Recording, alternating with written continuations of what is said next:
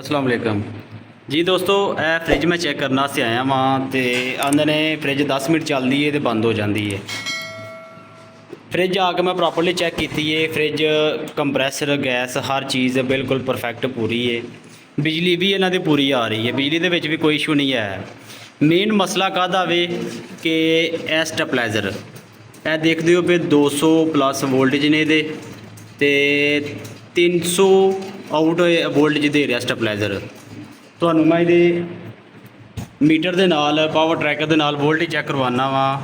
पहले यह main voltage 233 ठीक है। हुण स्टेबलाइजर के वोल्टेज तुहानूं इत्थे दिखाना 300।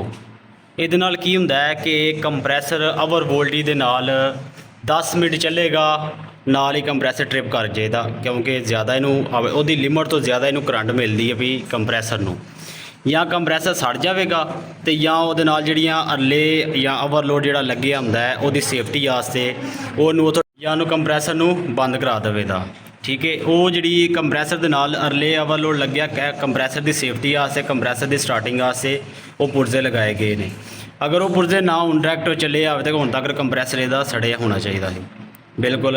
अगर कंप्रैसर सही है उसकी वजह की है यदि अरलेवा इहदा ओवरलोड बिल्कुल एक्यूरेट काम पिया करदा वे। फ्रिज की कूलिंग भी बिल्कुल ठीक ठाक है, 10 मिनट चलती है 15 मिनट चलती है तो अवर कंप्रैसर की करंट ज़्यादा हो जाती है, ज़्यादा हीट होने नाल या ज़्यादा अंपेयर वधन नाल वो कंप्रैसर जिहड़ा वे ट्रिप कर जाता है। देखते हो पे ऊपर भी यदि कूलिंग ठीक है, नीचे भी कूलिंग ठीक है। हुण मैं आके दी तार उतार के बंद कर दी है ताकि इन्हां दा ज़्यादा नुकसान ना हो।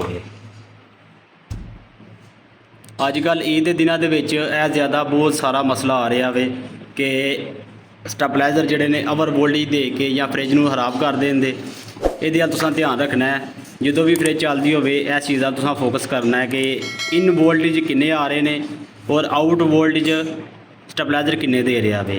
अगर रैड पॉइंट से इहदा सूई आ जाए तो समझो ओवर वोल्टेज ने तुसीं इहनूं फ्रिज नूं फौरन बंद कर दवो। अगर सबज पॉइंट से चल रही है सूई जिस तरह के वे सबज पॉइंट क्रॉस कर रही है बारह ठीक है, 231 वोल्टेज 32 आ रहे हैं, उसका इशू नहीं है। रैड पॉइंट से सूई आ जाए तो फ्रिज नूं फौरन बंद कर दो, नहीं तो ज़्यादा मसला बनेगा।